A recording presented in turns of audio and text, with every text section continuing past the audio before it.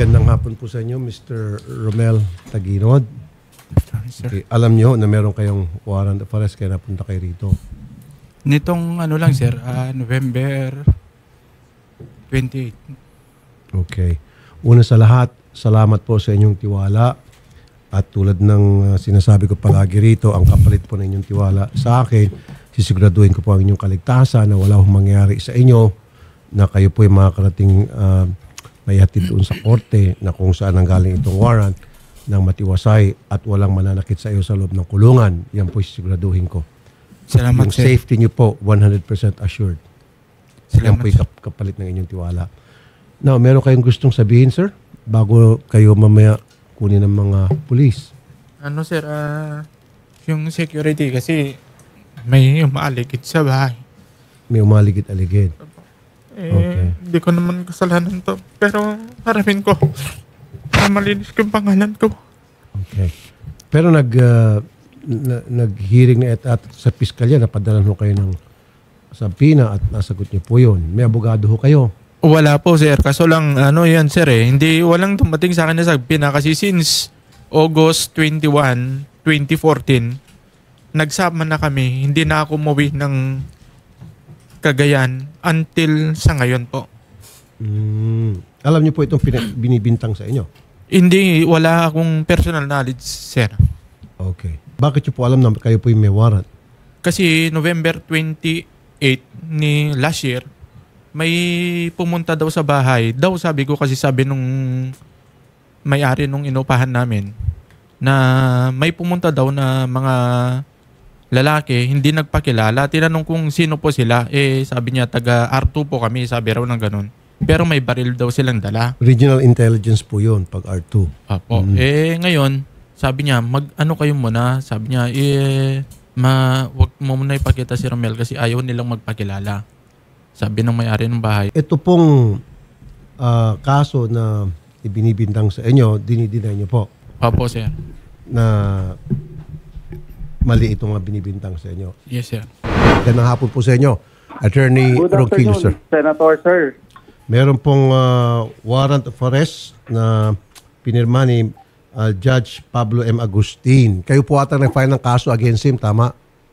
Yes po, noong 2014, it's the regional office po ng NBI ang nag-file. Okay. Ano po yung kwento sa kasong ito, attorney? Sir, ang naibigay po sa akin na information ngayon, the victim was a former Tuguegarao City Councilor, Rose Bunagan Bansig. Okay. Opo. Councilor, po, okay. Yes, yun po ang biktima. And parang it's like nagta-travel po, may napatay siya. Parang ambush ang dating. Inambush po si Councilor?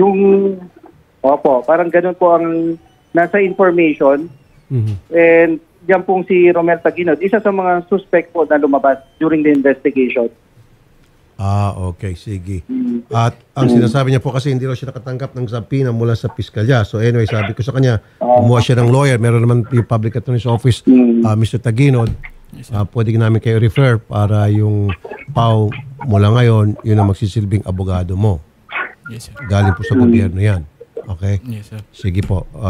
Yan po ang may papangako ko sa inyo. Magkakaroon kayo ng abogado. Lalakad ko po yan. Talmatic naman talaga yan kung tutusin. And then yung safety ninyo. Maraming salamat po, Attorney Ronquillo. At nandito na mga po ito. At pretty soon, siya po ay mabibiyahe papunta dyan ng Tuguegarao. Yes, sir. Maraming salamat din po sa pagtawag niyo sa NBI regarding this matter. Opo. And at least gugulong na po yung proseso ng batas. Magkakaroon siya ng chance magsalita po sa korte.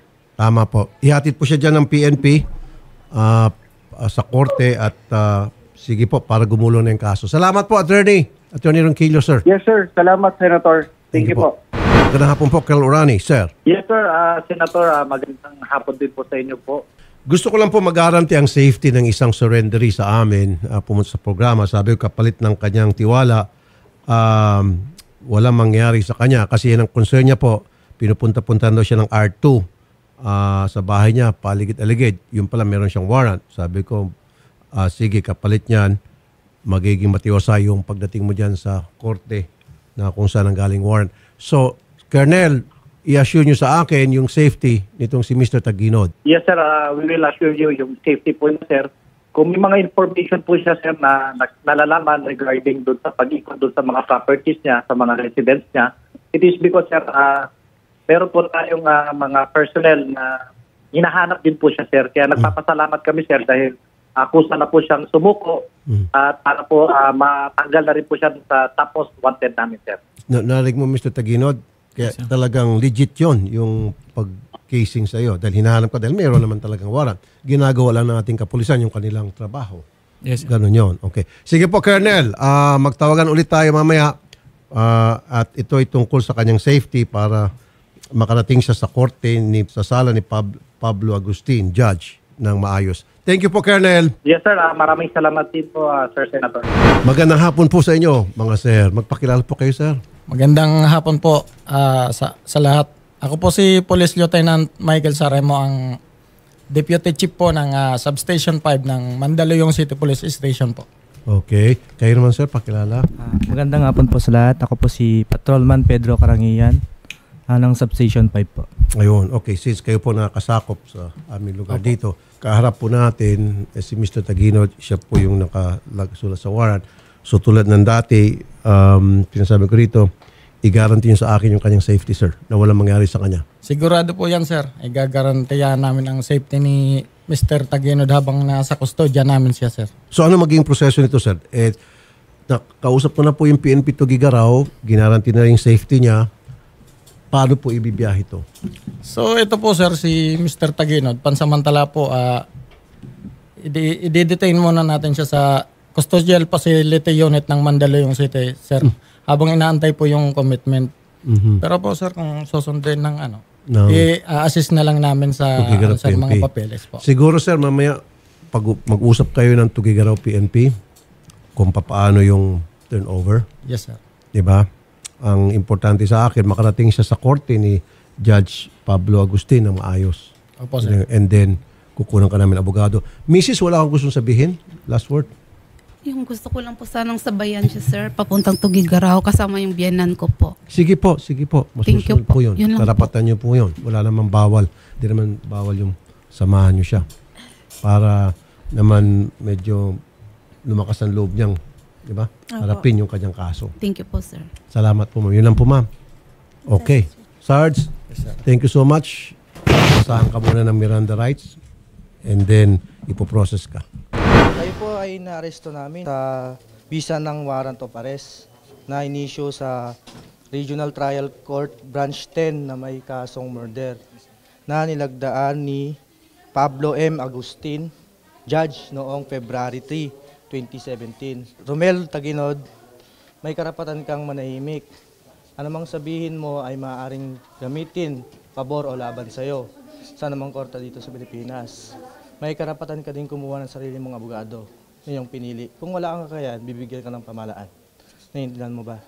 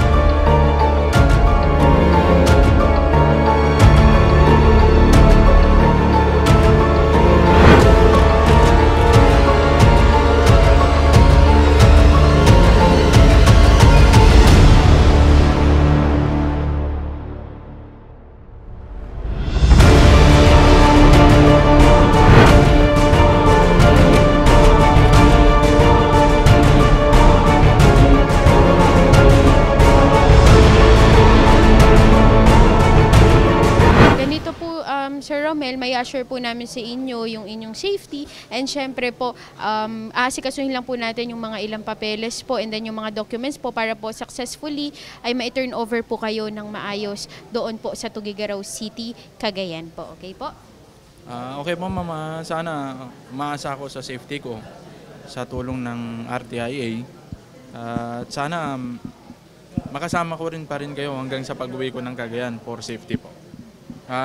Sir, salamat po sa tulong nyo. Sana marami pa kayong matulungan na kagaya ko at sana matulungan nyo rin ako sa kaso.